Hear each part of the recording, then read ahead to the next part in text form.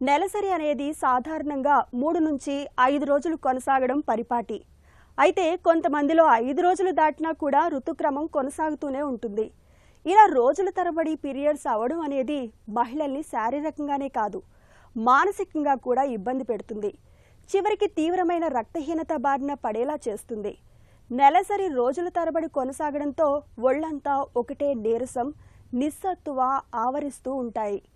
ఈ నేపథ్యంలో ఋతుక్రమం రోజుల తరబడి కొనసాగడానికి వెనుక కారణాలు, వాటికి పరిష్కార మార్గాల గురించి డాక్టర్ని అడిగి ఇప్పుడు తెలుసుకుందాం.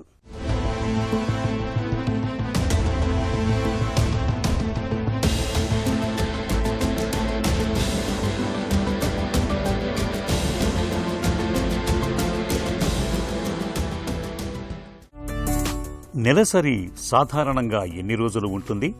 పీరియడ్స్ అనేవి ప్రతి స్త్రీ జీవితంలో సహజమైన ఒక భాగం. ఈ పీరియడ్స్ 3 to 7 days అంటే 3 నుంచి 7 రోజుల వరకు అవ్వడం అనేది normal. On an average 28 to 30 days ఎక్కువ మందికి వస్తూ ఉంటాయి. ఇది ప్రతి పర్సన్కి, ప్రతి మహిళకి ఒక్కొక్కసారి వారి బాడీ తీరుని బట్టి వేరువేరుగా ఉండొచ్చు. నెలసరి ఎక్కువ రోజులు కొనసాగటానికి కారణాలేంటి? పీరియడ్స్ ఎక్కువ రోజులు అని అంటే 7 days కంటే ఎక్కువ అవుతున్నా, లేకపోతే ప్రతి గంట 2 గంటలకే ప్యాడ్స్ చేంజ్ చేయాల్సి వస్తున్నా, ఇంకా పెద్ద పెద్ద క్లాట్స్ పాస్ చేస్తూ ఉన్నప్పుడు పీరియడ్స్ ఎక్కువ అవుతుంది అని చెప్తాం. దీనికి అనేక కారణాలు ఉంటాయి. ముఖ్యంగా చెప్పుకోవాల్సింది ఈస్ట్రోజన్, ప్రొజెస్ట్రాన్ అనే హార్మోన్స్ అసమతుల్యత.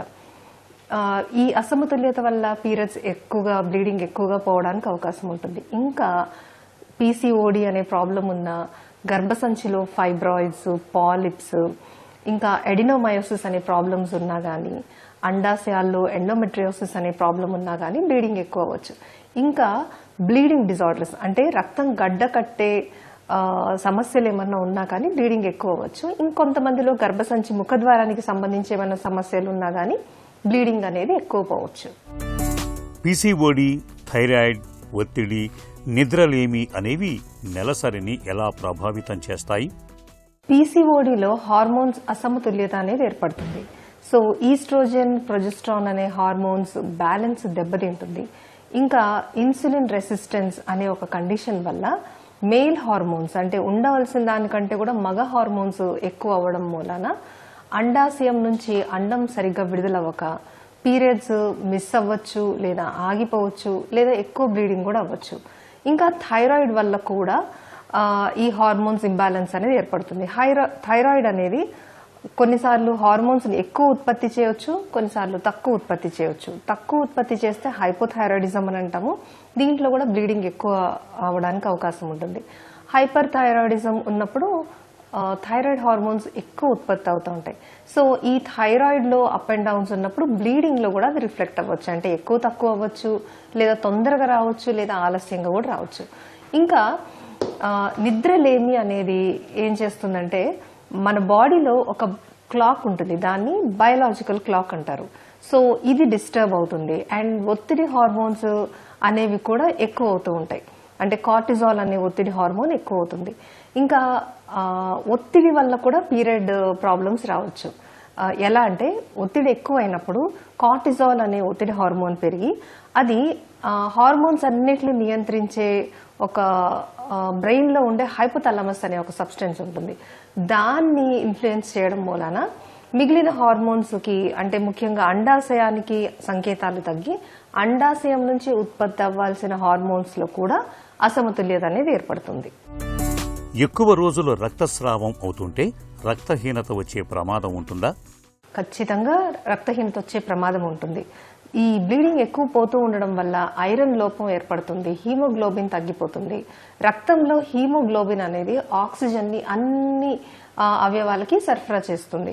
సో ఈ హీమోగ్లోబిన్ తగ్గినప్పుడు ఆ పేషెంట్ కి నీరసము, విపరీతమైన అలసట, కళ్ళు తిరగడము, తలనొప్పి, ఆయాసము ఇలాంటివి రావచ్చు. నెలసరి ఎక్కువ రోజులు అవుతుంటే భవిష్యత్తులో సంతాన సమస్యలు ఎదురవుతాయా? పీరియడ్స్ ఎక్కువ అవ్వడం అనేది ఒక లక్షణం. అయితే ఈ లక్షణానికి కారణమైన సమస్యను బట్టి సంతాన ఉత్పత్తిలో లేదా ప్రెగ్నెన్సీ అందుకోవడంలో భవిష్యత్తులో ఇబ్బందులు ఎదురవచ్చు. ఉదాహరణకి ఇప్పుడు పీసీఓడి వల్ల గనక, ఇప్పుడు దాన్ని పిఎంఓఎస్ అని అంటున్నారు, ఒకవేళ దానివల్ల అసమతుల్యత ఏర్పడితే అండం సరిగ్గా విడుదల అవ్వకపోవడం, తద్వారా ప్రెగ్నెన్సీ అందుకోవడానికి ఇబ్బంది ఏర్పడము, అలాగే గర్భసంచిలో ఏమన్నా గడ్డలు ఉన్నా దానివల్ల కూడా ఒక్కొక్కసారి కొంతమందిలో ప్రెగ్నెన్సీ అందుకోవడానికి కొన్నిసార్లు ఆటంకం ఏర్పడచ్చు. ఇంకా గర్భసంచి పొర ఏమన్నా మందమైనప్పుడు, అంటే లోపలి పొర, దాన్ని ఎండోమెట్రియం అని అంటారు, ఈ పొర మందమైనప్పుడు కూడాను బ్లీడింగ్ అనేది ఎక్కువ అవుతూ ఉంటుంది.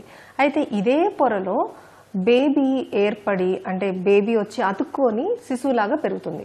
సో ఈ పొర ఎఫెక్ట్ అయినప్పుడు, అలాంటప్పుడు ప్రెగ్నెన్సీ నిలబడడానికి కూడా ఇబ్బందులు కొన్ని ఏర్పడచ్చు, అసలు ఏర్పడడానికి కూడా ప్రాబ్లమ్స్ కలగచ్చు అన్నమాట.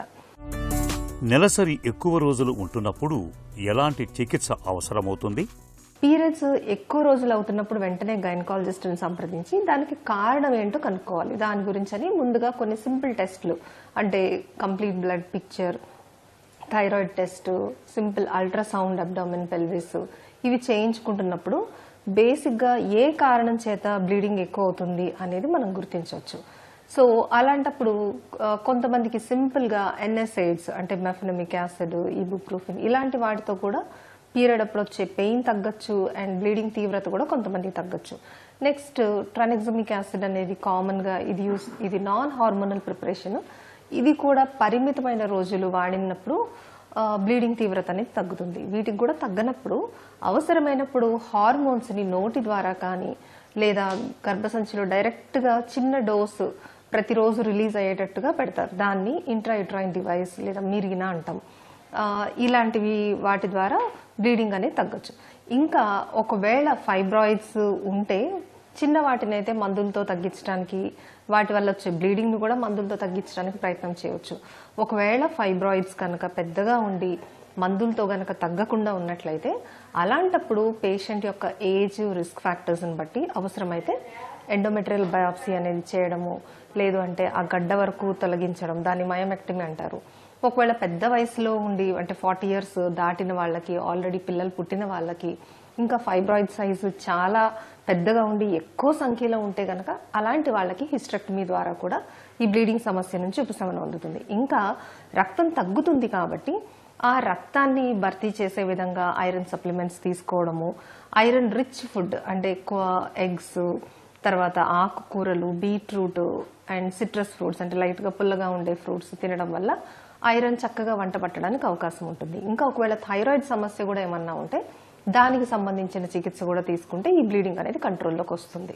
నెలసరి రోజుల తరబడి కొనసాగడం అనేది కేవలం శారీరక ఇబ్బంది మాత్రమే కాదు, అది లోపల దాగి ఉండే ఆరోగ్య సమస్యల తాలూకు హెచ్చరిక సంకేతంగా తీసుకోవాలి. సకాలంలో సరైన వైద్య సాయం పొందాలి.